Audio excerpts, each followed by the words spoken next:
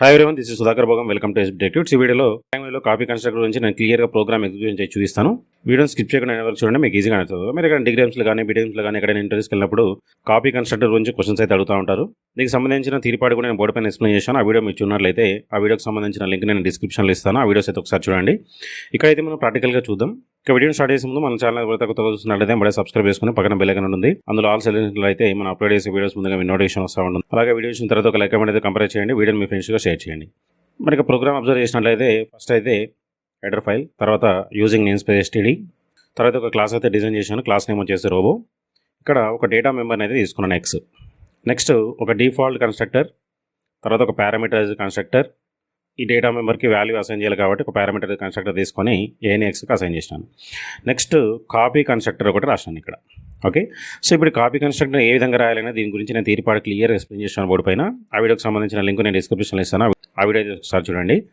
So copy కన్స్ట్రక్టర్లో ఎప్పుడైనా సరే పారామీటర్గా ఆబ్జెక్ట్ని పాస్ చేయాలి. ఓకే, ఆబ్జెక్ట్ అంటే class variable. So class name robot ఉంది కాబట్టి ఇక్కడ ఐ అనేది ఆబ్జెక్ట్. ఓకే, సో ఇది ఎలా కాల్ అవుతుంది అనేది మనం ముందు చూద్దాం. నెక్స్ట్ ఒక డిస్ప్లే ఫంక్షన్ రాసినాను, x value equal to x అని చెప్పేసి మనకు డిస్ప్లే అవ్వడానికి. ఇది class. Finally class close. Next main function. ఇక మెయిన్ ఫంక్షన్లో ఏం జరుగుతుందో ఒకసారి చూద్దాం. ఫస్ట్ అయితే ఒక ఆబ్జెక్ట్కి ఎడ్ చేసినాను, OBJ1 10 అని పాస్ చేసినాను. సో ఎప్పుడైతే ఈ 10 పాస్ చేసినామో ఆబ్జెక్ట్లో మనకు పారామీటరైజ్ కన్స్ట్రక్టర్ కాల్ అవుతుంది. చూడండి, OBJ1 రోబో క్లాస్కి కాబట్టి రోబో క్లాస్లో ఉన్న డేటా మెంబర్స్ అన్నిటికీ మెమరీ అలొకేషన్ అయితే జరుగుతుంది. సో ఒక డేటా మెంబర్ వచ్చేసి ఎక్స్ ఉంది కాబట్టి ఎక్స్కి మెమరీ అలొకేట్ అవుతుంది. ఈ పారామీటరైజ్ కన్స్ట్రక్టర్ కూడా ఆటోమేటిక్గా కాల్ అవుతుంది, ఎందుకంటే కన్స్ట్రక్టర్ అనేది ఆబ్జెక్ట్ క్రియేట్ అయినప్పుడు కాల్ అవుతుంది కాబట్టి. సో ఆబ్జెక్ట్లో పాస్ చేసిన 10 వచ్చేసి ఏలో స్టోర్ అవుతుంది. ఏ వచ్చేసి ఎక్స్కి అసైన్ చేసినాం కాబట్టి ఎక్స్ వాల్యూ ఇప్పుడు 10. నెక్స్ట్ ఏం చేసినట్టు చూద్దాం.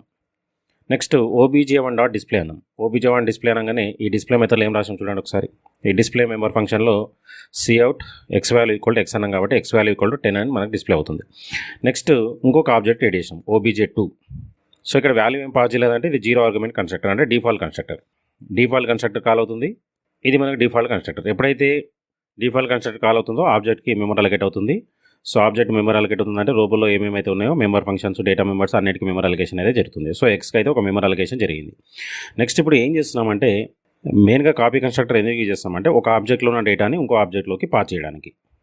ఓకే, సో అదే చేస్తున్నాను ఇక్కడ. OBJ1లో ఉన్న ఎక్స్ వాల్యూని OBJ2లోకి పాస్ చేస్తున్నాను. అదే రాస్తాను ఇక్కడ. OBJ2 ఈక్వల్ టు OBJ1 అని రాస్తాను. ఎప్పుడైతే ఈ స్టెప్ రాస్తామో ఇక్కడ ఇది కాలింగ్ కాపీ కన్స్ట్రక్టర్. ఎప్పుడైతే ఈ స్టెప్ రాసామో కాపీ కన్స్ట్రక్టర్ కాల్ అవుతుంది. Okay, so OBJ2 equal to OBJ1 అనగానే కాపీ కన్స్ట్రక్టర్ కాల్ అవుతుంది. కాపీ కన్స్ట్రక్టర్లో ఏం జరిగిందో ఒకసారి చూద్దాం మనం లాజిక్. సో కాపీ కన్స్ట్రక్టర్ ఇది. సో ఈ OBJ1 ఏదైతే ఉందో అది వచ్చేసి మనకి ఇక్కడ ఐలో స్టోర్ అవుతుంది ఫస్ట్. ఓకే, అంటే ఇక్కడ OBJ1ని మనం పాస్ చేస్తున్నాం అన్నట్టు ఇక్కడికి. సో ఐలో వచ్చేసి OBJ1 స్టోర్ అవుతుంది. OBJ1లో ఏముంది, డేటా మెంబర్ ఎక్స్ ఉంది, ఎక్స్లో 10 ఉంది. ఆ 10ని OBJ2లో ఉన్న ఎక్స్కి అసైన్ చేస్తున్నాను ఇప్పుడు.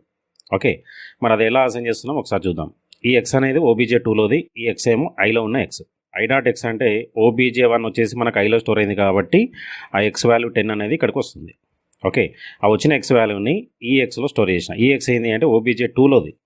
ఓకే, సో OBJ2లో వచ్చేసి ఆ 10 వచ్చేసి స్టోర్ అవుతుంది. తర్వాత ఏం చేసినాము, OBJ2 డాట్ డిస్ప్లే అనగానే మళ్ళీ డిస్ప్లే ఫంక్షన్ దగ్గరకు వస్తుంది. ఎక్స్ వాల్యూ ఈక్వల్ టు 10 అని కూడా మనకి డిస్ప్లే అయిపోతుంది. అంటే మొత్తానికి ఒక ఆబ్జెక్ట్లో ఉన్న డేటాని ఇంకొక ఆబ్జెక్ట్లోకి పాస్ చేయాలన్నప్పుడు కాపీ కన్స్ట్రక్టర్ యూజ్ అవుతూ ఉంటుంది. ఓకే, దీనికి సంబంధించిన తీరుపాటు నేను క్లియర్గా బోర్డు పైన ఎక్స్ప్లెయిన్ చేశాను. ఆ వీడియోస్ ఒకసారి చూడండి. ఫైనల్గా రిటర్న్ 0, మెయిన్ ఫంక్షన్ క్లోజ్. ఇప్పుడు దీన్ని సేవ్ చేసి మనం ఎగ్జిక్యూషన్ అప్పుడు చూద్దాం. ఫైల్లోకి వెళ్ళేసి సేవ్ యాస్, ఫర్ ఎగ్జాంపుల్గా కాపీ అని పెట్టాను. C++లో పెట్టుకొని సేవ్ చేయాలి. సేవ్. Next compile. ఏమైనా ఎర్రర్స్ ఉంటే మనకి చూపిస్తుంది, నో ఎర్రర్స్. Next run. చూడండి, x value equal to 10, x value equal to 10 2 times వచ్చింది. First x value equal to 10 అనేది ఏది అంటే OBJ1 dot display. OBJ1 dot display అనగానే ఎక్స్ వాల్యూ 10 డిస్ప్లే అవుతుంది. నెక్స్ట్ OBJ2 డాట్ డిస్ప్లే అనగానే OBJ1లో ఉన్నది OBJ2లో స్టోర్ అయింది కాబట్టి ఎక్స్ వాల్యూ 10 ఉంటుంది కాబట్టి ఎక్స్ వాల్యూ ఈక్వల్ 10 అని చెప్పేసి అవుట్పుట్ అయితే వస్తూ ఉంటుంది. ఈ విధంగా మనం కాపీ కన్స్ట్రక్టర్ని C++లో ఇంప్లిమెంటేషన్ చేయొచ్చు. ఓకే, ఈ వీడియోలో మీకు ఏమైనా డౌట్స్ ఉంటే కామెంట్ సెక్షన్లో కామెంట్ చేయండి, నేను దానికి రిప్లై ఇస్తాను. అలాగే వీడియోని మీ ఫ్రెండ్స్కి షేర్ చేయండి, వాళ్ళకు యూస్ఫుల్ అవుతుంది. నెక్స్ట్ వీడియోకి మళ్ళీ వెళ్దాం. So thanks for watching. Like చేసి subscribe my channel. Thank you.